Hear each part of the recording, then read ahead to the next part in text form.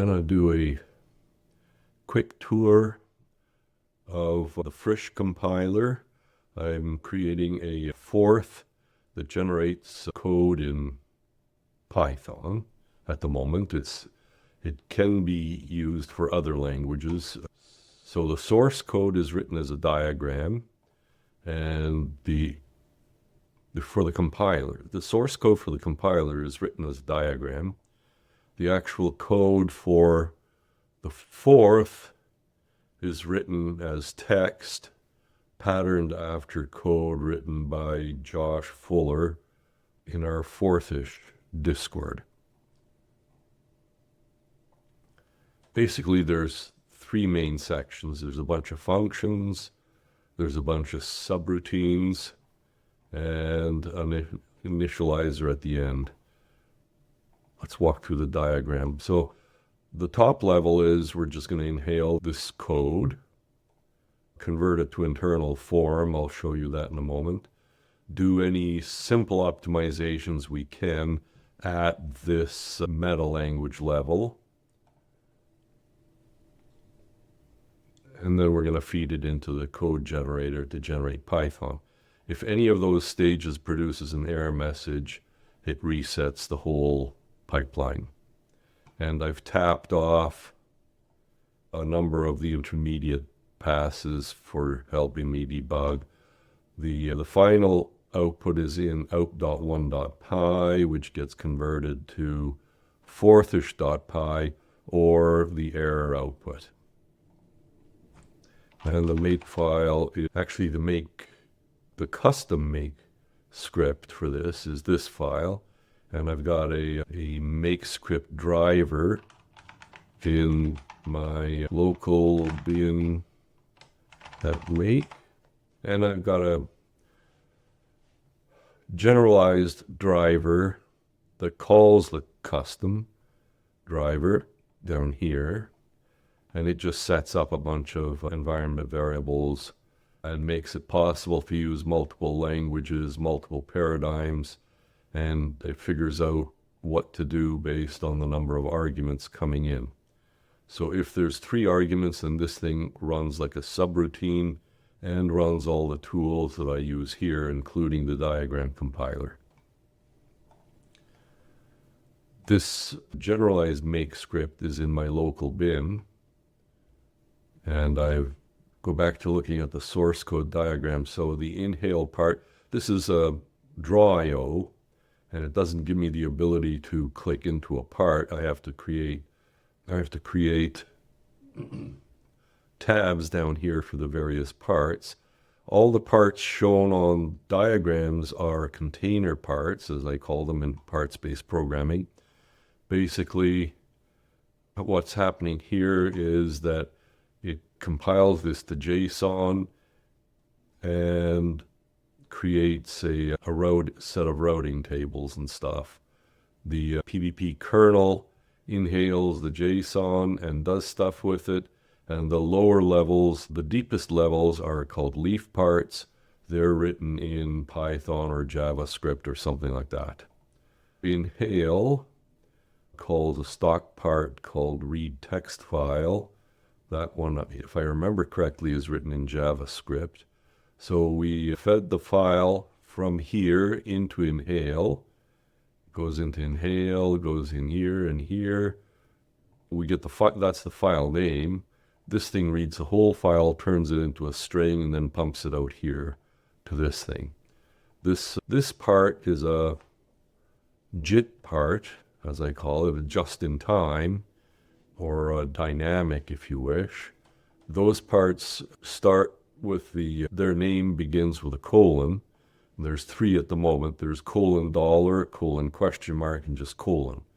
The $, forks off a process and runs whatever the rest of the command line is. $question mark is a probe, and it uses whatever the name of the probe is, whatever the name is after the question mark as the probe name. And colon by itself is just a string. So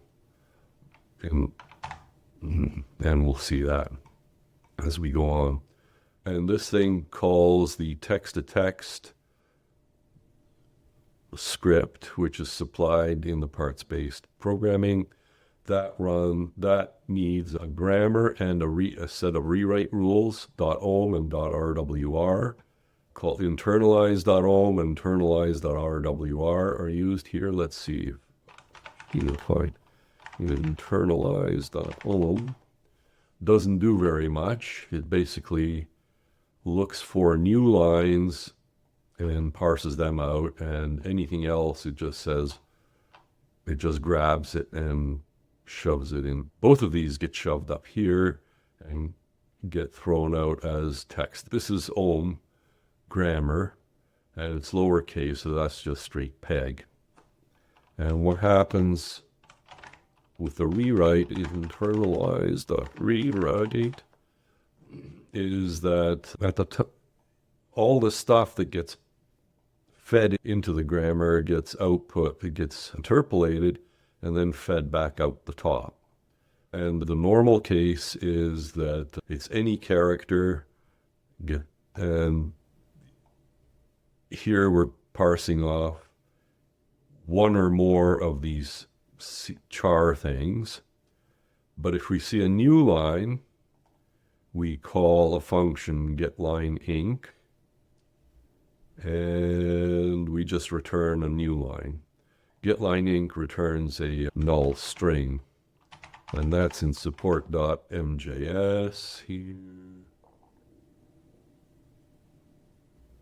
Oh, there it is, getLineInc.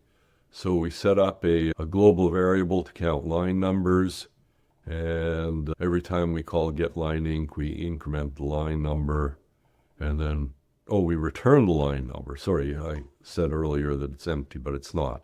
I'm prepending this Unicode brackets, so I'm bracketing the line number and putting a new line in. The rest of these, there aren't many support functions, but the rest of them we'll see later as we move along. I'll go back to me. Pre-optimize, I don't do much in. It just takes the internalized code with these line numbers stuck into it and runs preop.ohm and preop.rwr. Look at that.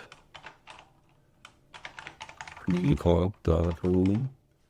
So what we're doing is basically looking for things, and the general case is anything, but it's preceded by the case if we pattern match a capital scoped subber.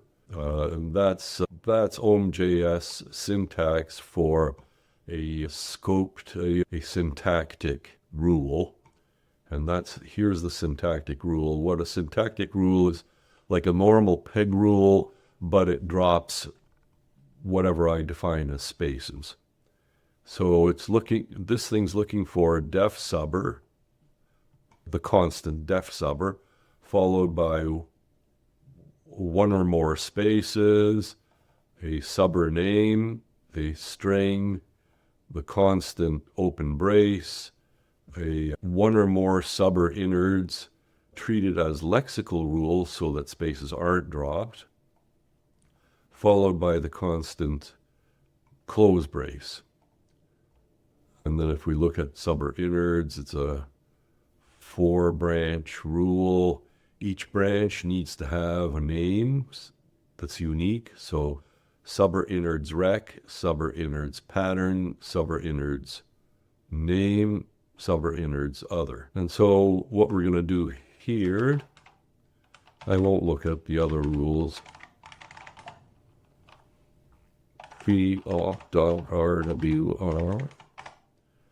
There. Subber innards rec just keeps going recursively and interpolates the innards that it found and puts braces around them, hard-coded braces. If it sees the pattern, where's the pattern? Oh, here, pattern, this thing. So if we see the pattern that we're looking for, I didn't discuss this, but it's memorize a macro. So if we see def synonym with a name followed by the Unicode defined as symbol and a pure expression, which is defined down here, then it just memorizes it in the support memo macro here. So this thing, it memorizes it. Oh, that's a debug line that I've commented out. It sets up it uses the dictionary that was called macros, initialized to nothing. It inserts the string that we got, that we matched, under the name, and then returns nothing. So we'll look at it. Oh no, down here. Memo macro, so here it is. So it memorizes the macro. This creates a rewrite scope on the way down. And then it says, in this case, it says continue macro expanding. So it begins from the beginning again and tries to find more of these things. And I think that's the only pattern I'm searching for here in the pre-optimization phase. I can probably do more, but I didn't take the time to do that. And that was the pre-op, that business. Then we get into generating code. Generate Python is here. So I wanted to see, we transpile it to Python, to simple Python, mediocre code. We legalize it, we remove the line number thingies and other illegal Python characters, and then we output it to out.0.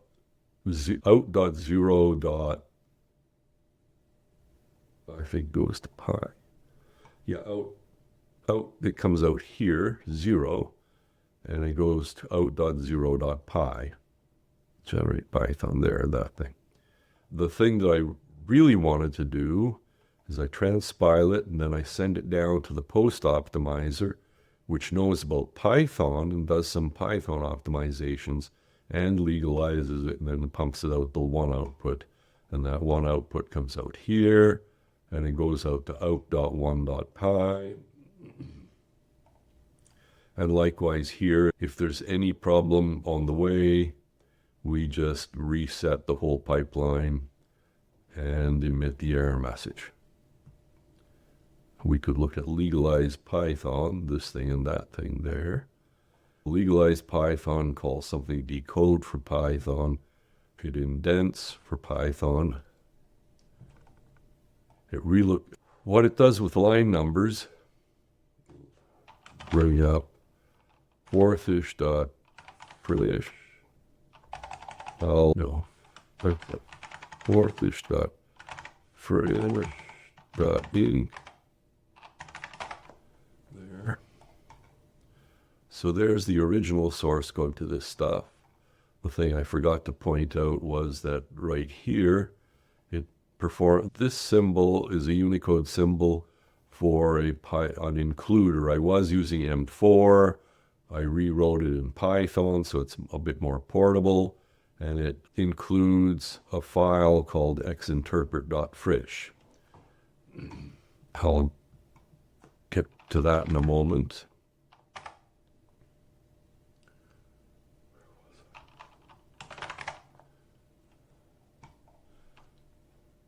In fact, that blob of code will just go open xinterpret.rail. And that's another piece of source code for the logic. Get rid of that. There we go. For the logic that I wanted to work through here, and because it has enough complication, it's not very complicated, but it has enough complication that I got it wrong a couple of times in a row, and so I decided to just draw a diagram. This diagram compiler is in the dtree project, and it recognizes only 3 pieces of syntax. These rhombuses, a yes and a no branch, only those kinds of branches, and then these things at the bottom, which are bits of code. And they have to be they have to contain text that is legal for this frish.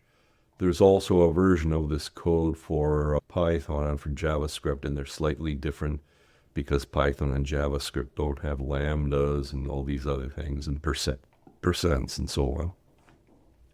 The one thing this dtree compiler does is it takes out the new lines, so this thing becomes compile integer open parenthesis item, which and it drops the legalizer drops the lambda, and then that just turns into a standard Python call, and all this other stuff turns into Python functions.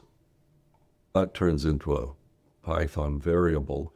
These are Python functions, they're frish functions, and then the frish compiler compiles them into Python functions. I think we can look at xinterpret.frish. Yeah, so there's the code that comes out of that diagram. The diagram compiler, as I said, is in a different directory. It's in the dtree directory, and it's the same kind of thing. It's got a diagram for the compiler, which eats this diagram, compiles it down into this code, and then pushes this code back up into the working directory of this fourthish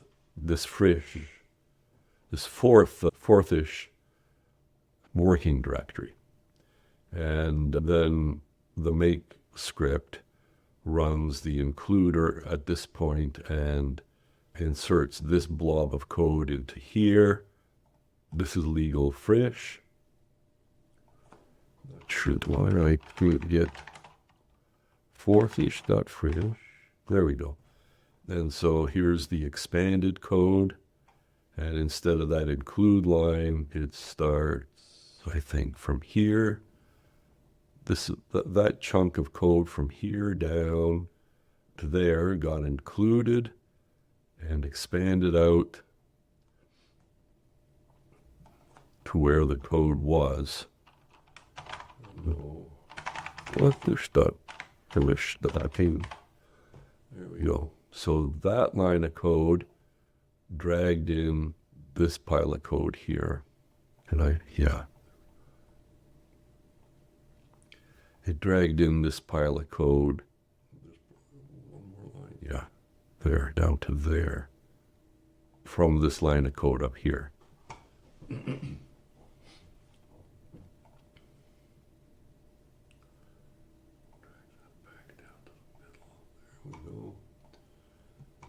Where were we? I'll close that diagram. We're back to here.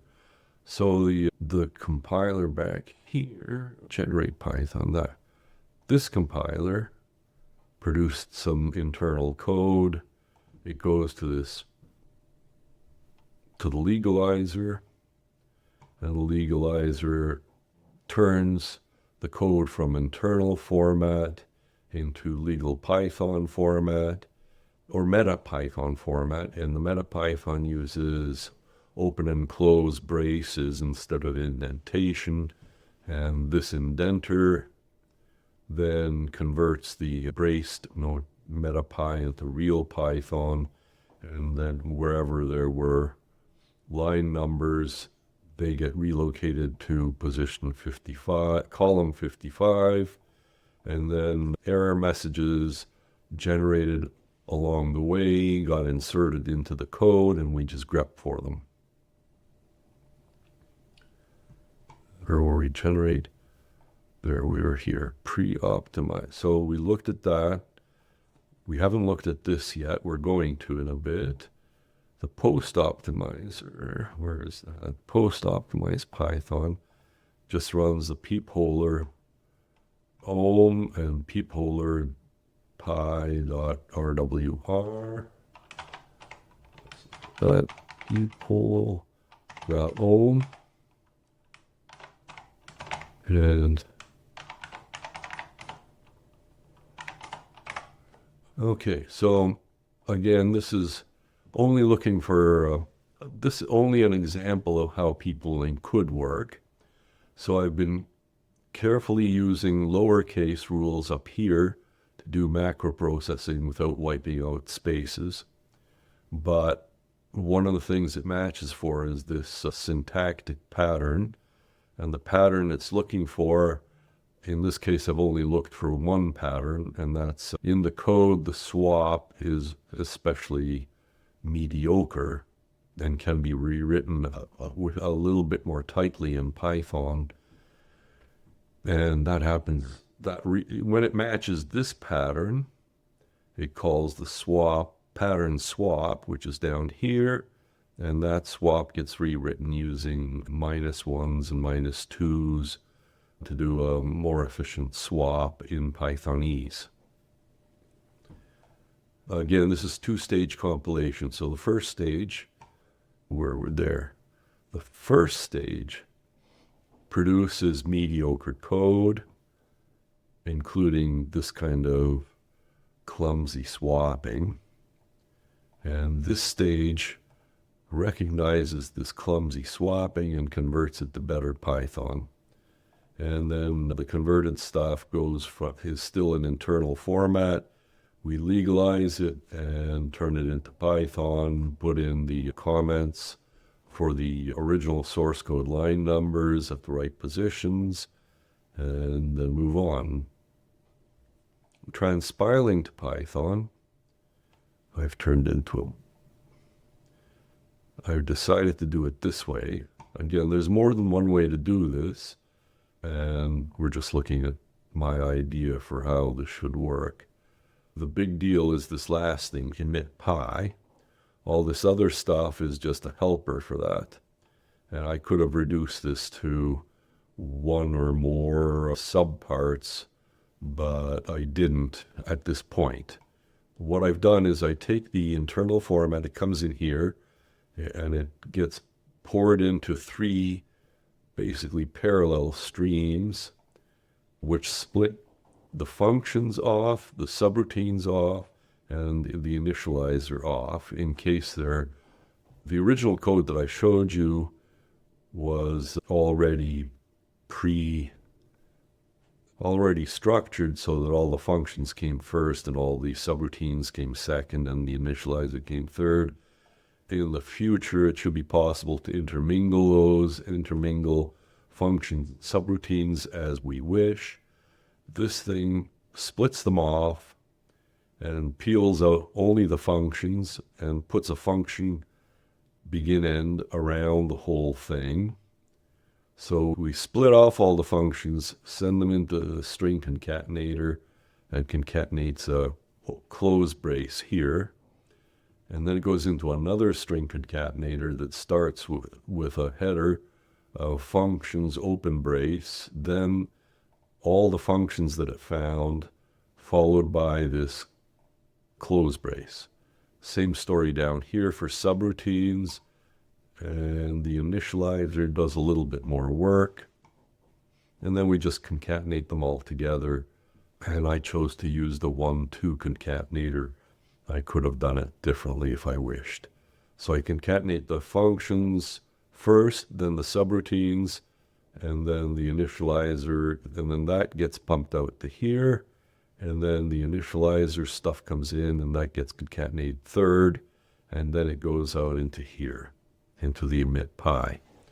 And emit pi uses frish.ohm,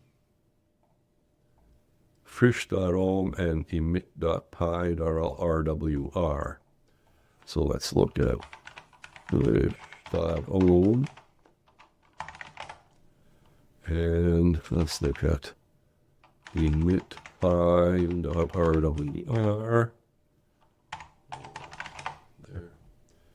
And so the main rule says this, by this time we know that the functions have to be grouped together into a function section, and that the subroutines have to be grouped together into a subroutine section, and then there's an initializer section. I forgot to discuss the initializer stuff, so let me do that before I go on further.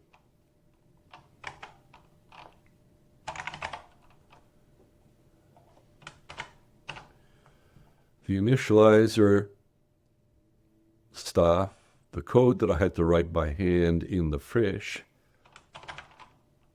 frish.in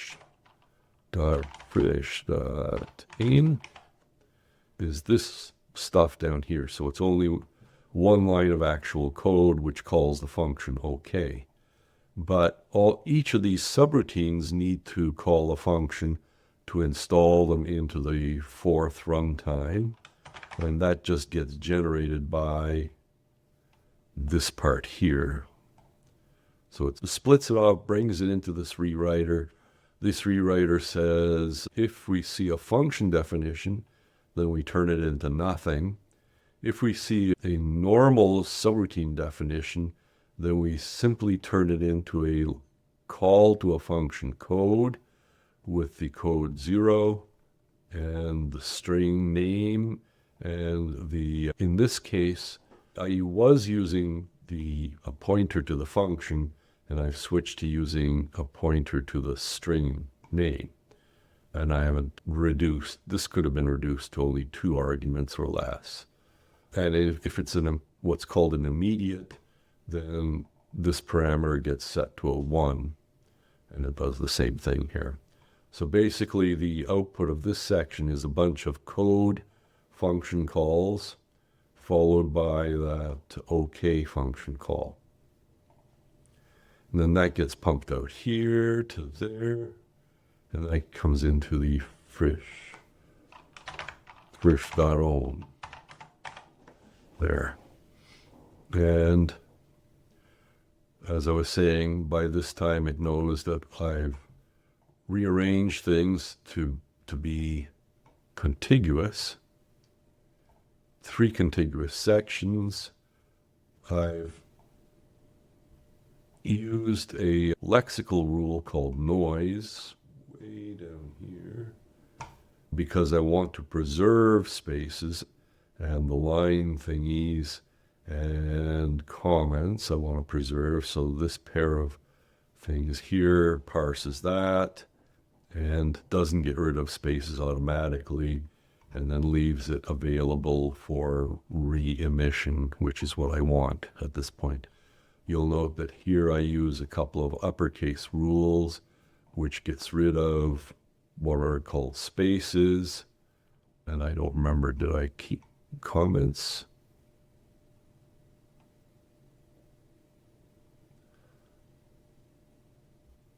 Oh, I've used the stock space. So the space, tab, and new line are automatically removed by in this rule and in this rule and in this rule and in this rule and this. All the capitalized rules automatically remove the space, tab, and new lines for me so that I don't have to junk up the grammar too much. But because I'm doing an end run around OMJS at this point, I had to stick in extra stuff here to help capture the parts that I wanted to leave alone. And basically, so this is the Frish meta language, which is based on Python, but takes out all the worry about indentation and uses open close braces instead of indentation, which is more amenable to parsing with existing parsing tools. And this meta language knows about various statements. I found that I need to do them recursively, to parse them recursively. I found that I need to parse them recursively.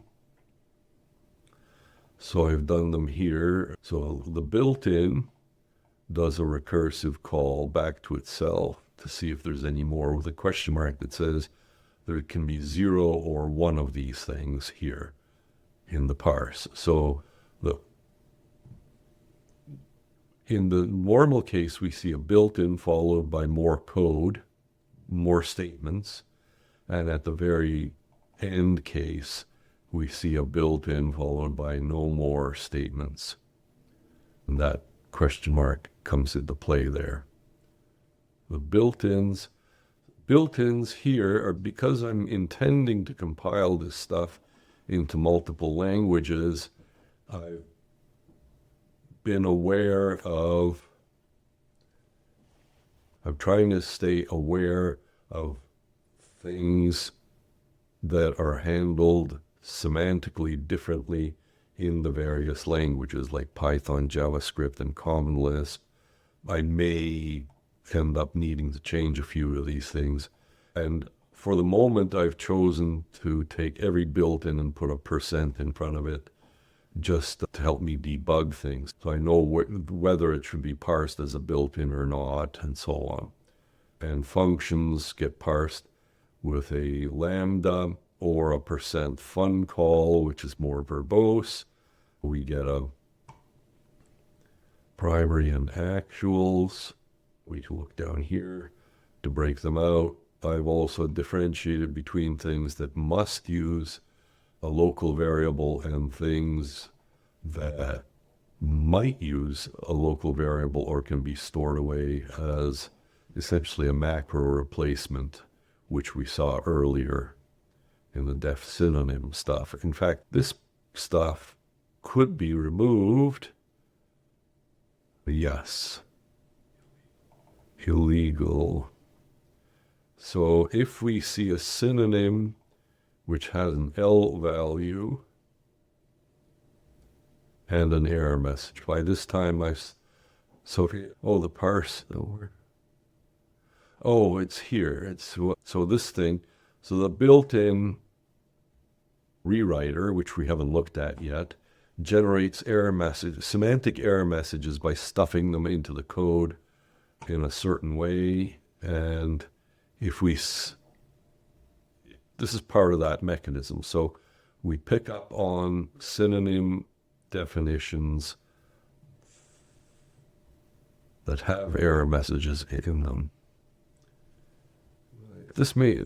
I borrowed this code from somewhere else, and that part uses a semantic pass to take out error, to insert semantic error messages.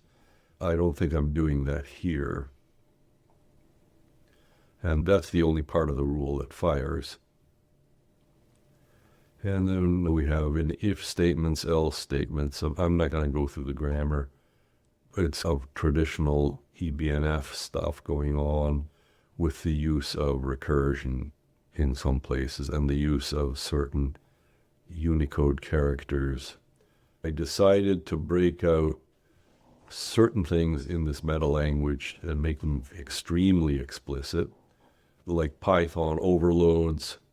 No, actually it doesn't overload, but it uses a syntax that I find hard to read, which is it can refer to a function address by not appending a parameter list to it. But if you want to call the function, you have to put a parameter list at it. And I like the C version better, where you put something in front of the identifier to say that I really mean the address of this function or reference to this function. And that's what I'm doing here, subaddress. Oh, subber address. Oh, so here I'm in fact going even more. I'm saying I need to discuss a pointer or a reference to a subroutine. And we'll see in this case, subroutines are getting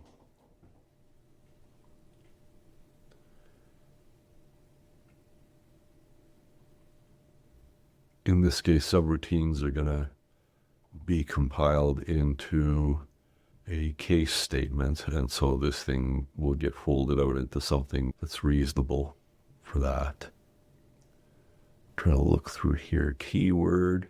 So I've collected up all the keywords here, and I think I use them down here. So when I parse an identifier, it can be just about anything except a keyword. So I'm saying here, try to match a keyword. If you do, then this rule fails. If you don't match a keyword here, you can move on to here and grab as many characters as you want, and they become keywords. And then we go on to make RWR. Yeah, down here, built-ins. I'm looking to see. I'll execute subber, so we saw that earlier. And the way it unwinds at the moment is that we push onto the return stack, as it's called, in fourth. We push a Python string, and then we invoke the Python function _walk. And we separate these two lines by a new line. The built-ins are handled down here. Scan for a character is done here. So we see, let's look at that.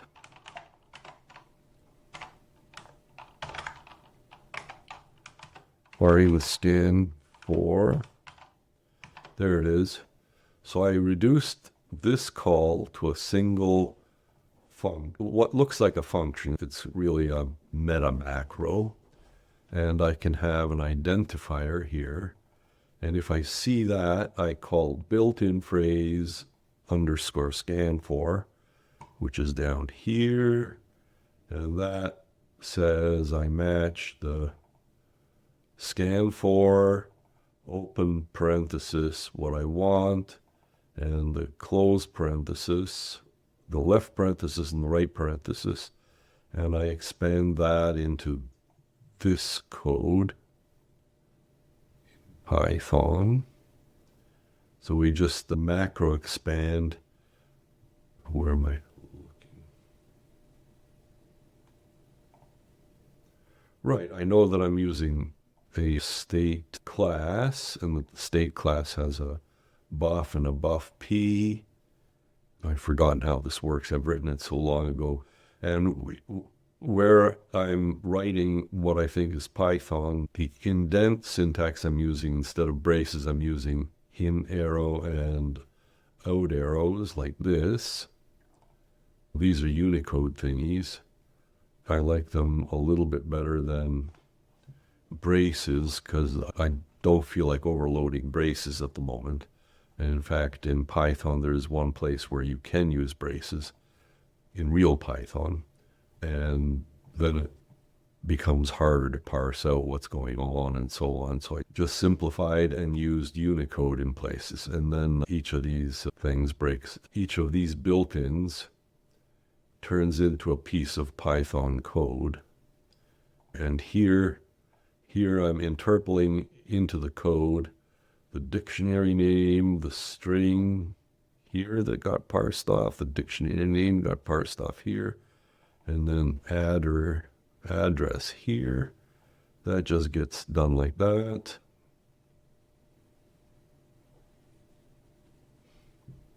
And is integer turns into a regular expression match for all digits based against the expression.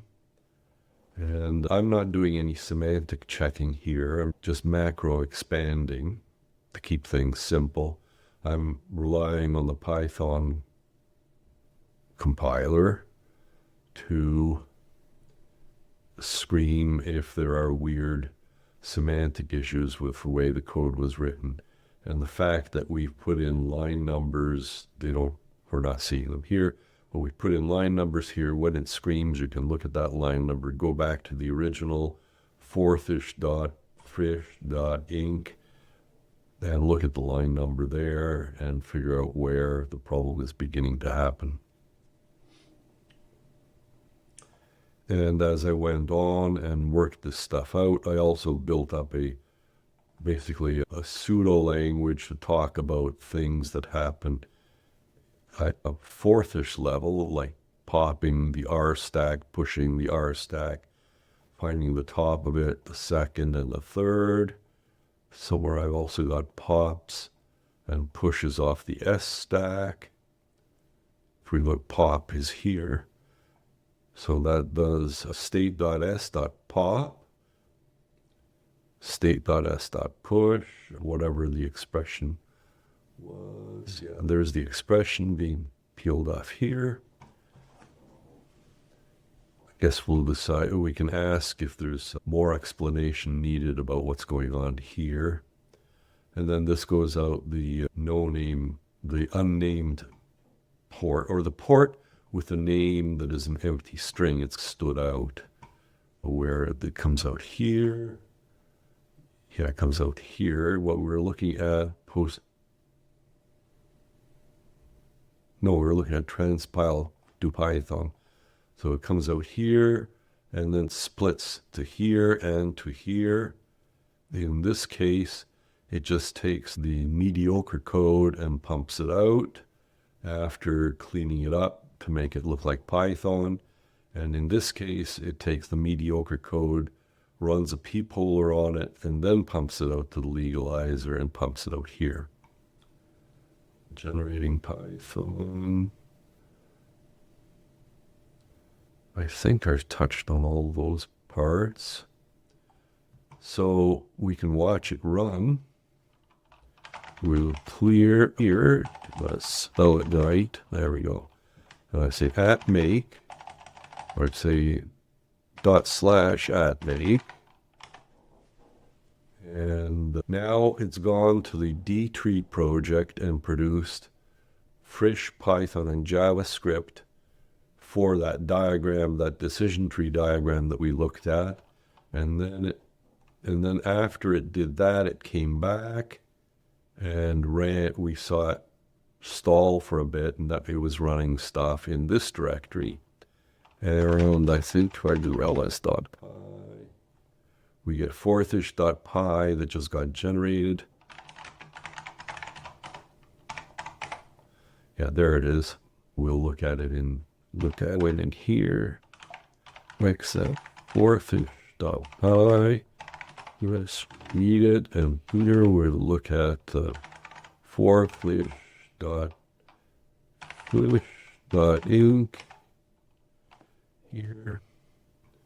So if we look at the very top of this, before we get to here, we pumped out some boilerplate, which basically import the regular expression stuff, create a stack, and create a state class, and that state class contains the S stack and the R stack. It contains some RAM, contains a pointer into the RAM, an instruction pointer register, a W register, a buff for incoming strings, and a pointer into that register, and then a set of flags.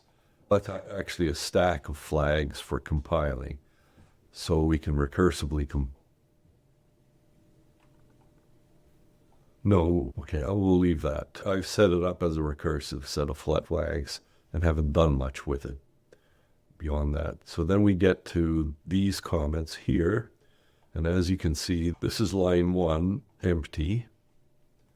And line 5 ends this big long comment. That comment here, where I'm using Unicode symbols to delimit the comment line. And we can see that's line 5 down here. I didn't bother pumping out line numbers there in Python, but I do pump it out here, and you can see that's been pushed over to column 55 and puts out number line 5 to remind us where it came from in this source code.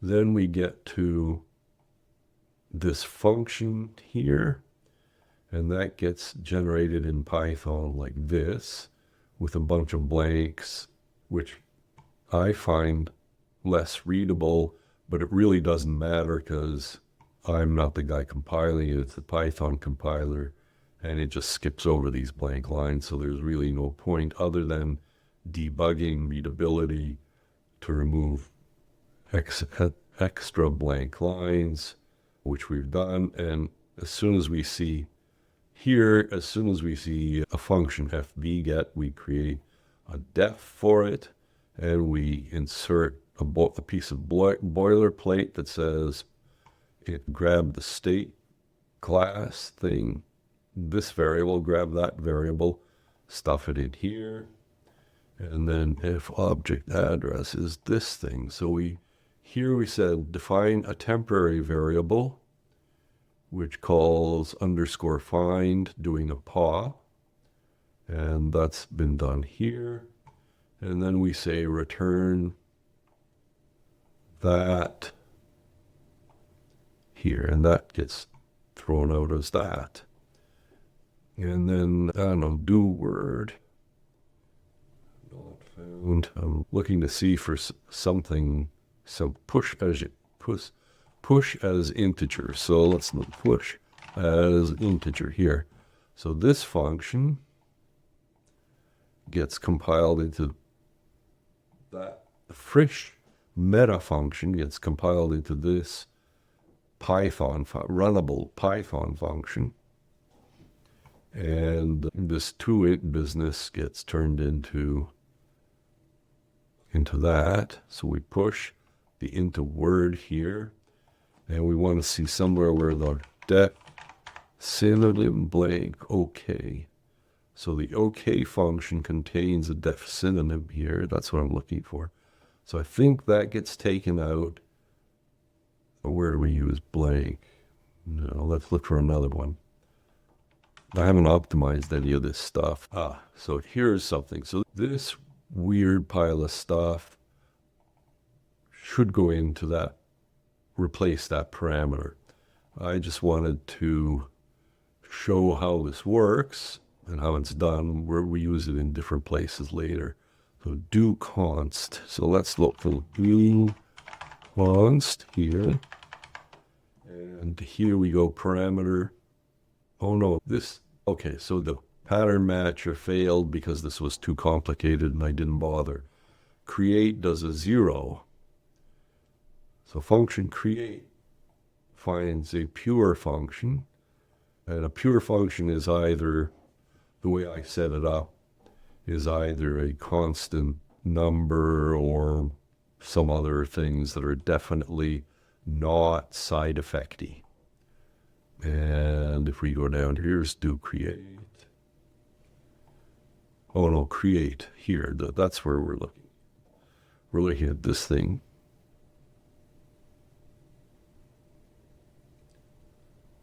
Create normal equals 0.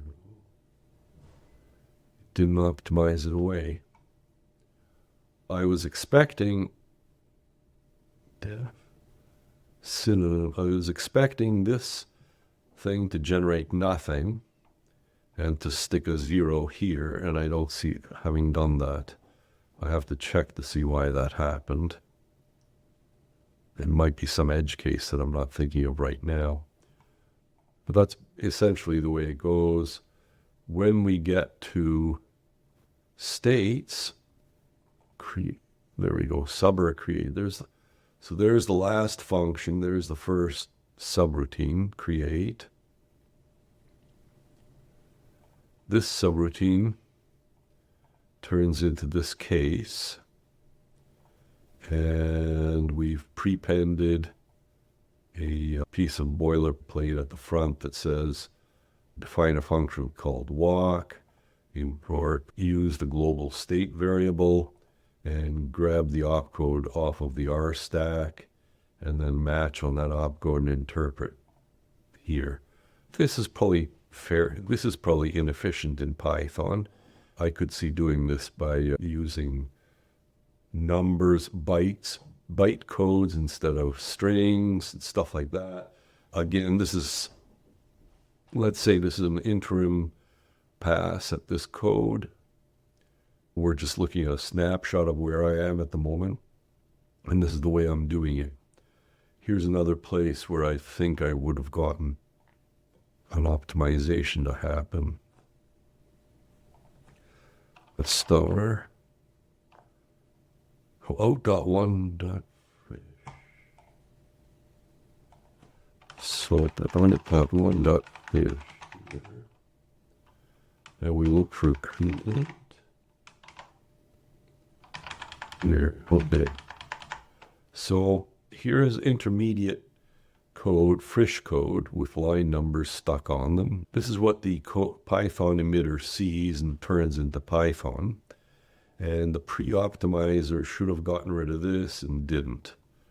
And I'll have to look into that, or someone will have to look into that. And then we just do a bunch of these cases, one for each case. And I chose to do it this way because I wanted to remove the calling overhead, the setup and tear down of function setups. Forth lets us do that. Forth wants us to do that. And the best way I could think of doing it in Python was to put it into a case statement. If I were to generate, let's say, GCC, it has a special addition. I think it's the ampersand that lets you take addresses of labels. And in a case statement, I probably would think through how to use that. We go down to the bottom, get more and more stuff like this. And then we had the initializer on frish, golly. So the code that I wrote was this. I need to drink water. The code that I wrote was this. That pass in here, that business here, this thing inserted one initializer for every subroutine and put it into the intermediate code, before the optimizer, and then it created a piece of Python top level code, so it's outdented all the way, to do something called code, calls a function called code for every one of these subroutines. And then it finally does the thing that I stuck in by hand. And if we go up to the top, I'm not sure what font I had. There. If we go to the very top and look for code, def core, okay, there. So it's this function that emulates what the original Python-esque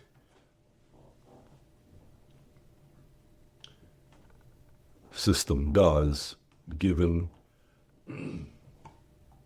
it creates a dictionary manually by appending stuff to RAM. It puts the name in it, puts various flags like normal or compile, immediate, and then it should put originally it puts a function pointer here, which in assembler, the original forths were written that way. They would just put the address of a label here.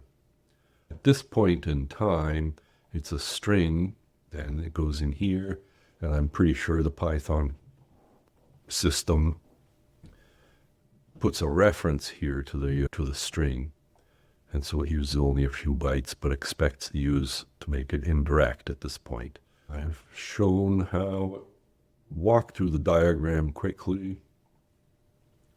I've shown how it gets compiled, and I showed the xinterpret.drawio drawing that was used to define some of the code in the original.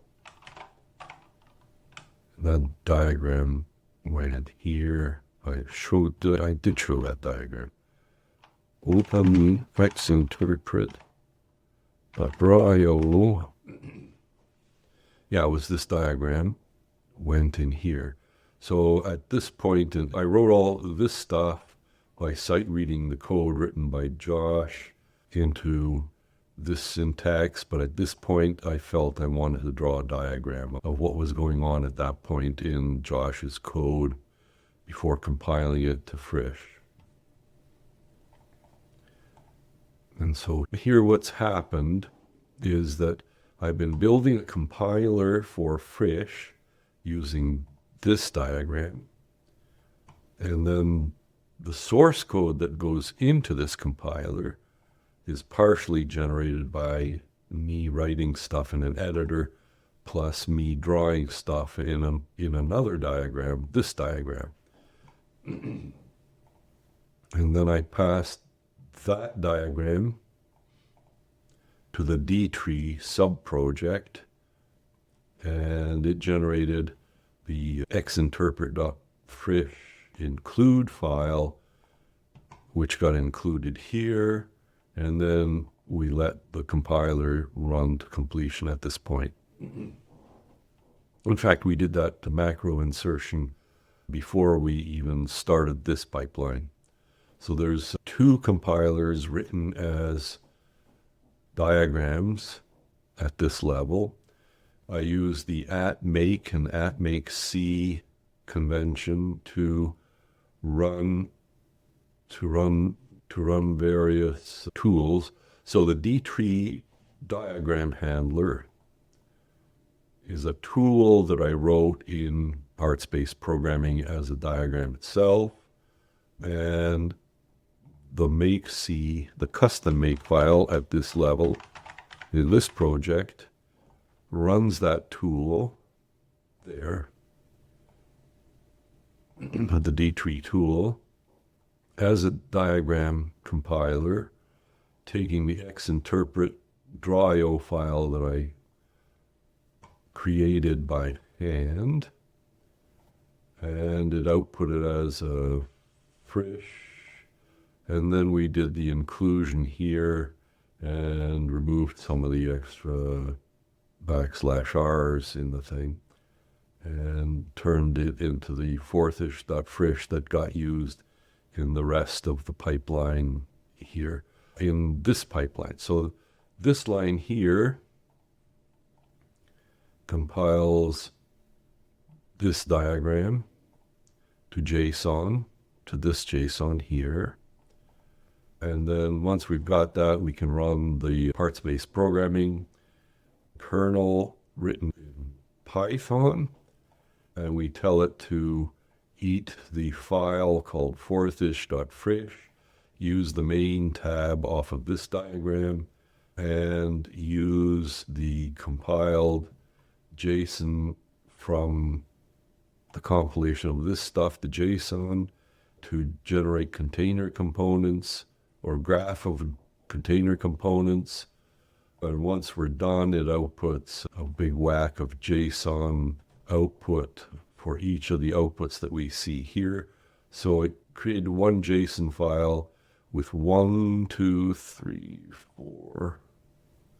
4 non-error outputs, and then this tool split them into separate files: out.0.frish, out.1.frish, 0.1.frish, out.0.py, out.1.py, and if that worked without creating errors, we move the out1.py to fourthish.py, and that's the end of the pipeline. If that fails, if that file is missing really, and that'll fail and cause this trap to happen, and it'll cat the out.ballotex file, that file with the error messages in it. That happened during development of this code, the way error messages come out from other compilers. I'll stop here, and we can ask more questions, or please ask more questions, and I'll try to elucidate as I can. The actual code for this is up on GitHub. I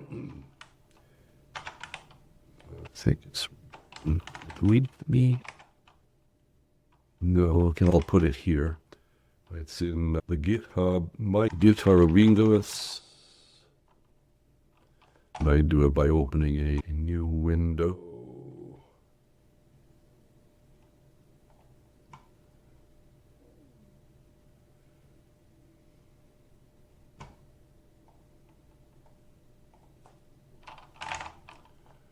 No, GitHub. There.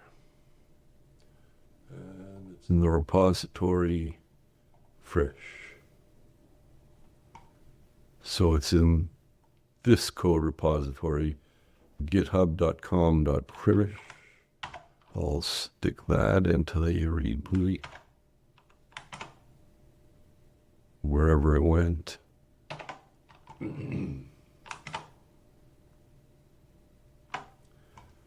Forgot where I was going. Is that.